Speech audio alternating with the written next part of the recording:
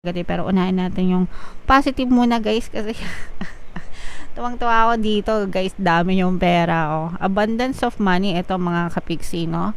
And ito hindi nakakagulat na lumalabas kapag December kasi syempre normal na maraming pera yung mga tao kapag December dahil bigay ng bonus, okay? So, i-mine nyo na to guys. Mine abundance of money, mine riches, mine wealth.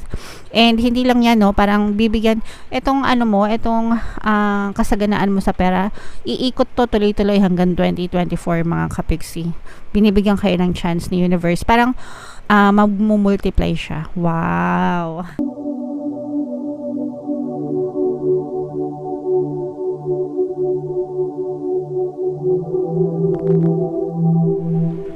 Hello guys, hello Scorpio, welcome back to Pinoy Pixie Tarot. Ang pamagat ng ating episode for tonight is monthly Taroscope para ngayong December para sa Scorpio, Sun, Moon, Rising, Sign, and Venus. General reading lang mga kapiksi, pwede mag-resonate, pwedeng hindi, combination ng positive and negative energy. By the way guys, sa dulo ng video magkakaroon tayo ng yes or no pick a card reading. Pwede kayong magtanong ng isang tanong, answerable by yes or no. Tapos titingnan natin yung sagot ng tarot sa inyo. Sa dulo ng video yan guys, kaya make sure na tapusin nyo yung video mga kapiksi. So tingnan natin yung mga mensahe para sa inyo guys, mula sa inyong mga gabay within the next few months. Reconsider, okay, and you're ready. Okay. So, maganda itong mensahe sa inyo mga kapiksi, no? Within the next few months, ito yung ETA o kaya timeline, no? Parang timeline. Now, within the next few months, pagkanood mo nitong video na to or by the time na mapanood mo to, maaari kang pakitaan ng movement ni universe, no? Ng mga bagay na minamanifest mo. So, habang nag-aantay ka, you have to persist guys, no? Ibig sabihin, kailangan mo magtiyaga, magsikap, magpatuloy sa pagkakaroon ng positibong mental diet. It's going to happen, it's going to happen, it's going to happen, okay? Kung ano man yung ninanais nyo, minimithi nyo, dinadasal nyo, it's going to happen within the next few months. Palagi nyo sabihin, it's going to happen, and persist dun sa mga desires nyo hanggang sa makita kayo ng resulta mga kapiksi. So don't give up. It's going to happen. I-comment nyo yan sa baba mga kapiksi. It's going to happen. Mangyayari yan. Kung anong gusto nyo mangyayari yan, it's going to happen. You just have to persist. Okay? And handa ka na, no? You're ready. Ito, kailangan ilagay nyo yung sarili nyo sa mga receptive state, guys. Kung makikita nyo yung kanyang palad, ayan, nakasalon, nakaganon, no? Ibig sabihin yan, receptive, ready to receive, mga kapiksi. So, ready kayo to receive yung mga blessings, pagpapala, no? Yung mga minamanifest mo, yung mga hinihiling mo, yung mga dinadasal mo, basta palagi ka lang mag-persist in your assumption, in your desired result, in assuming your desired result para yun talaga yung ma-push out sa inyong 3D. And it's also very important to note na dapat palagi kayo nagpapasalamat, always grateful sa lahat ng mga blessings, appreciate nyo lahat ng dumadating sa inyo, ganyan, no matter how big, no matter how small, para talagang ipagkalab sa inyo itong mga blessings mga kapiksi. And there may be choices or option na nangyari sa buhay mo na you may want to reconsider mga kapiksi, lalo na ngayon, December, patapos na yung 2023, baka may mga options ka na na-miss, mga pagkakataon na pinalampas mo, di ba? Pwede mo siyang i-reconsider, especially papasok yung 2024, ganyan, maaari silang magdala ng baka nandun pala yung swerte mo or baka yun pala yung magpabago ng takbo ng buhay mo mga kapiksi. Okay? So, yeah. Yan yung mga mensahe sa inyo.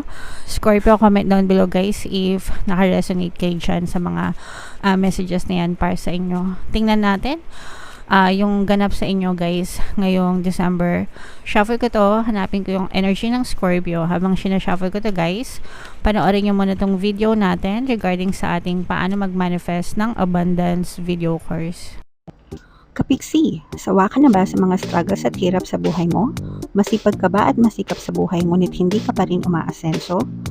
Ilang beses ka na bang nag-attempt magnegosyo at mag-invest pero palagi ka pa rin nalulugi? Sa pagkakataon na ito ay maaaring may subconscious beliefs ka na nagiging balakid sa iyong pag-unlad at pagyaman. Introducing, paano mag-manifest ng abundance video course. Dito ay matututunan mong ma-overcome ang mga balakid mo para tuluyan ka ng umunlad, umasenso, sumagana, maging matagumpay, successful at maswerte sa iyong kabuhayan, pera, trabaho, negosyo, salapi at kaperahan ng bonggang-bongga. Dali, mag-send na ng email sa pinoypixie@gmail.com at simulan na ang iyong pagyaman ngayon. Alright, so gusto mo bang yumaman, kapiksi? Kung gusto mong yumaman, umunlad at umasenso ng bonggang-bongga, mag-avail ka na ng course guys kasi sobrang ganda talaga niyan. And good news no, dahil malapit ng magpasko, extended yung ating sale mga kapiksi. Until November 30, magbibigay ako ng 10% discount sila na mag-avail ng course. Kaya mag-avail na kayo guys habang may sale tayo. Meron din tayo guys, email coaching, manifest your desires using the law of attraction. If may kayo mga specific na gusto nyong i-manifest, pwedeng love and relationship, pwedeng money or career, mga kapiksi, pwede kayong magpabook ng email coaching session with me. Mag-send lang kayo guys ng email sa pinoypixie@gmail.com. So, Scorpio guys, kayo ay na-represent ng Queen of Cups sa ating spread. Merong lumabas dito na air sign, fire sign, and air sign, tsaka water sign, mga kapiksi, Aquarius, Gemini, Libra, Cancer, Pisces, Scorpio. For some of you, you may be dealing with this kind of people, mga kapiksi. For some of you, maaaring may ganyan kayo sa inyong natal chart. Super positive ng reading natin. Meron ding negative, pero unahin natin yung positive muna guys kasi tuwang-tuwa ako dito guys, dami yung pera. Abundance of money, ito mga kapiksi, no? And ito hindi nakakagulat na lumalabas kapag December kasi syempre normal na maraming pera yung mga tao kapag December dahil bigayan ng bonus, okay? So, i-mind nyo na to guys, mind abundance of money, mind riches, mind wealth. And hindi lang yan, no, parang bibigyan, itong kasaganaan mo sa pera, iikot to tuloy-tuloy hanggang 2024 mga kapiksi. Binibigyan kayo ng chance ni universe. Parang magmumultiply siya. Wow! Pag sinabing multiply, dumadami, di ba? So, parang dadami pa siya. Lalo, mga kapiksi na dadalhin mo sa 2024. So, pwedeng i-invest mo siguro ito sa negosyo or sa investment or compounding interest, ganyan. Siyempre, kapag nilagay mo siya sa ganun, may chance talaga na mag-multiply yung iyong kaperahan, mga kapiksi, okay? So, i-mind nyo na to guys. Mind abundance of money, mind abundance of wealth, abundance of riches, mind pera, money, money come to me, yan. Gustong-gusto kong affirmation yan, mga kapiksi, money, money come to me. Palagi ko may pera and palagi ko nagkakapera.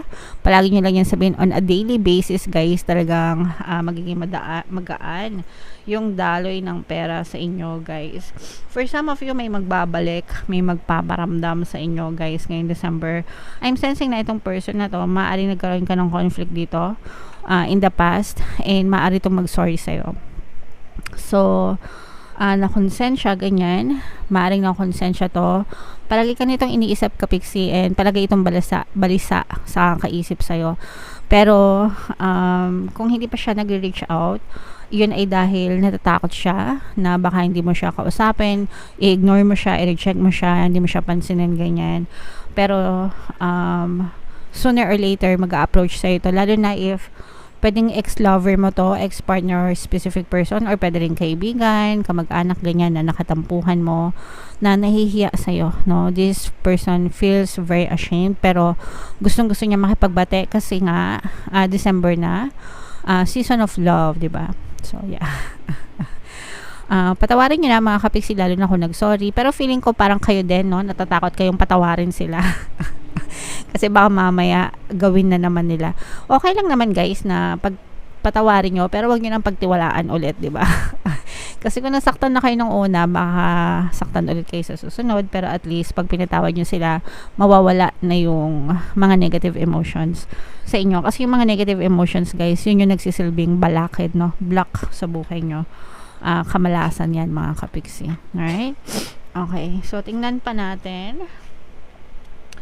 So, i-mind nyo na yan guys, yung mga pinapamind ko sa inyo na abundance, ayan no, negosyo, new business, yun yung sinasabi natin na for some of you, kaya magmumultiply yung pera nyo, maaring meron kayong tawag dito, maaaring meron kayong chance na magnegosyo, mag-business, or mag-invest. Kaya nakikita natin na talagang yung pera nyo, nagmumultiply siya, mga kapiksi. Although for some of you, kailangan yung mag-research muna, magsaliksik, make sure na magplano, make sure na maging konserbatibo ba, no? Wag masyadong agresibo. Maging conservative din kayo, guys, kasi may risks din yan, 'di ba? Sometimes di natin alam kung ano yung kalalabasan. Ganun talaga, there's a risk in anything, mga kapiksi. So whether negosyo siya, whether investment, palagi may risk. Make sure na lang na maging cautious kayo sa paglalabas ng pera or sa mga ginagawa nyo sa buhay. For some of you, mga kapiksi, no, merong hihingi ng tawad pero meron din magpapaiyak sa iyo. So yung iba sa inyo maaring nagkakaroon kayo ng ng mga I'm sensing ito yung sa mga kapiksi natin na parang nasa ibang bansa, if ever man na hindi kayo makauwi sa mga pamilya nyo, no. Although pag December talaga marami nag-uuwian ng mga nasa ibang bansa, pero if in case na OFW kayo tapos hindi kayo makauwi ngayong December, ganyan, parang yun yung nararamdaman natin na umiiyak kayo because malayo kayo sa pamilya nyo, mga kapis. So maaring dahil na homesick kayo, iba kasi talaga yung Pasko sa Pilipinas. Sabi nung meron din ako mga kakilala na nasa ibang bansa, no, mga ninong ko, ganyan. Ibang-iba daw, kahit na Christmas din sa kanila, ibang-iba pa rin daw talaga yung Pasko sa Pilipinas. Siguro kasi masyado tayong mainit. Mainit sa pagmamahal, mga Pinoy, no? Iba talaga pag sa atin. So yun yung namimiss ng mga kababayan natin sa ibang bansa. Okay? Hindi ko lang alam sa iba, baka nakalimutan na nila. And okay lang naman, depende yun sa preference nyo, mga kapiksi, no? Pero yeah, comment down below, guys, if feeling nyo naka-resonate kayo, yung mga magaganda, no? I-mind nyo na yan, mga kapiksi, lalo na yung abundance of money. Yan, so yeah, tingnan natin ito na yung yes or no pick a card reading nyo. Huminga kayo ng malalim, guys. Itanong nyo sa isip nyo yung isang tanong na gusto nyong malaman for December. Answerable by yes or no. Remind ko lang kayo, guys, no, meron tayong exclusive membership program sa ating channel. Sa lahat ng gusto mag-join, i-click nyo lang yung join button, guys, dyan sa video natin sa baba. Okay naman sa ating homepage, kapag member na kayo, magkakaroon kayo ng access sa mga exclusive videos natin regarding manifestation, using the power of your subconscious mind and law of attraction. Okay, guys, so hinga ng malalim. Tapos itanong nyo sa isip nyo yung tanong nyo. And then, pili kayo ng isang card, guys. Ito yung card 1, card 2, card 3. Kung card 1 ang napili mo, ang sagot sa tanong mo ay yes. Kung card 2 ang napili mo, ang sagot sa tanong mo ay yes. And kung card 3 naman, ang sagot sa tanong mo ay no. Alright?